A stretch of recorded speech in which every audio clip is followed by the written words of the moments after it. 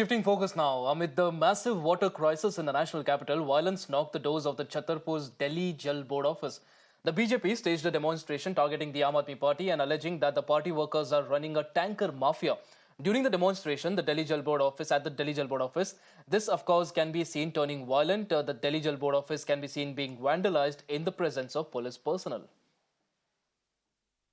आतिशी जी, झूठ बोलने की भी एक सीमा होती है।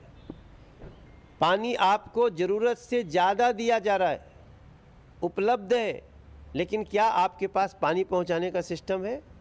क्या आपने पाइप को ठीक किया? 10 साल में एक भी पाइप की लीकेज भी ठीक हुई है? नहीं। और पानी बेच रहे हैं टैंकर माफियाओं को। और ये अत्याचारी सरकार, झूठी सरकार ये बैठी हुई है, और जो मुखिया है वो जेल के अंदर है और इस्तीफा देने का नाम नहीं ले रहे हैं। तो दिल्ली अब इनको सजा देगी। दिल्ली को अब ये लोग चाहिए ही नहीं। It is an entirely artificially made crisis which has been orchestrated by the Aam Aadmi Party government. They have been in governance in Delhi for the last decade. This crisis recurs every summer. Even the Honorable Supreme Court of India took cognizance of this fact and said 2018 this crisis happened, 2019 this crisis happened, 2024 it is repeating.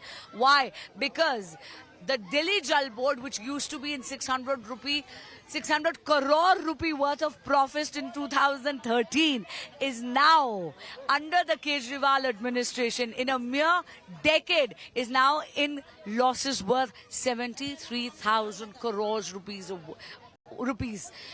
Why? Because the Aam Aadmi Party has not spent a dime on improving the infrastructure of the Delhi Jal Board. They are only ensuring that there is going to be water wastage, and they are encouraging the illegal tanker mafia.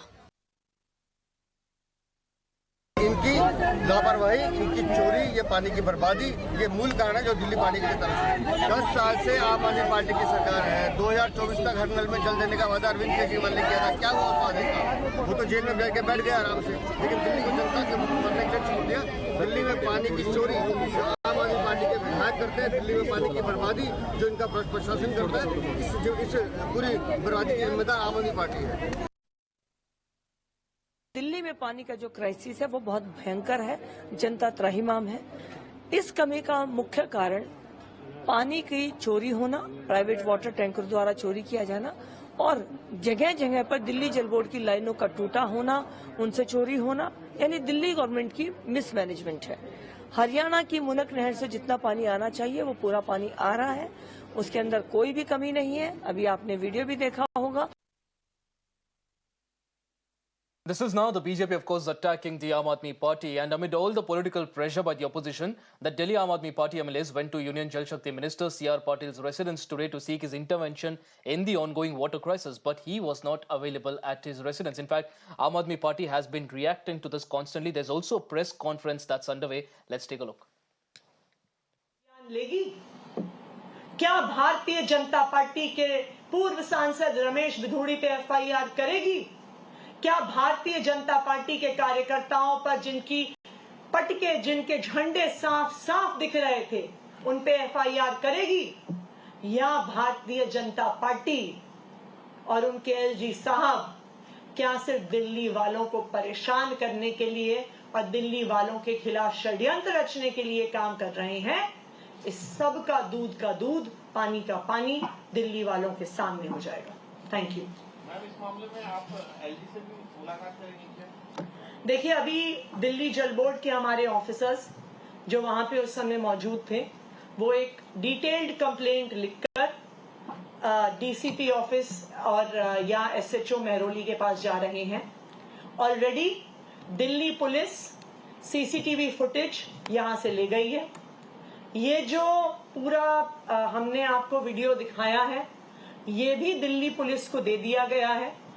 इस video में रमेश बिधूड़ी जी साफ साफ दिख रहे हैं।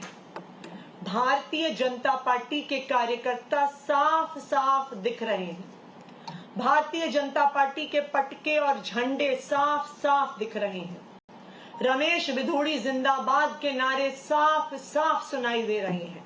तो हम उम्मीद करते हैं कि दिल्ली पुलिस तुरंत एक्शन लेगी। जितनी स्पीड से आम आदमी पार्टी के एक एक कार्यकर्ता, एक एक नेता के पीछे पड़ते हैं, मैं उम्मीद करती हूं कि आज शाम तक दिल्ली पुलिस रमेश बिधूड़ी जी के खिलाफ एफआईआर फाइल करेगी।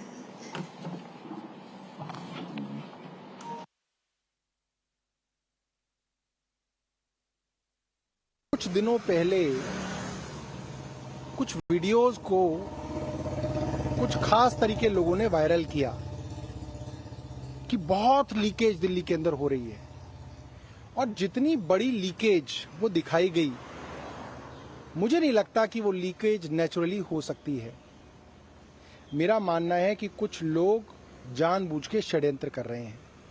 कल साउथ दिल्ली के अंदर जो पाइप को बांधने वाले नट बोल्ट होते हैं वो कटे हुए मिले। वो नट बोल्ट अपने आप कट गए, 6 नट बोल्ट। वो किसने काटे? और उसकी वजह से जो लीकेज हुई है, उसकी वजह से आज पूरे दक्षिण दिल्ली के अंदर पानी नहीं आया। My colleague Isha joins us on the broadcast to get us more details on the Delhi water crisis. Isha, on one hand, the BJP is of course attacking the Aam Aadmi Party. You'd expect them to do that given that they're the opposition. But what's shocking is the fact that the Aam Aadmi Party is playing to that tune and not exactly talking about how do they plan to fix this problem. Right, yes, Ashish. In fact, they have been they have been doing a lot of blame game with the BJP since the time that this problem has arisen. They have not spoken about how they can actually help the situation, but they're only making excuses. In fact, today while speaking to Bansuri Swaraj, she also stated that the demand that the Aam Aadmi Party is making is something that is impossible, because Delhi does not have that much capability to keep that much water in. So that demands are also up in the sky, is what the BJP has been saying. But also, Ashish, what is imperative to note here is that this is a problem that takes place throughout the years as well.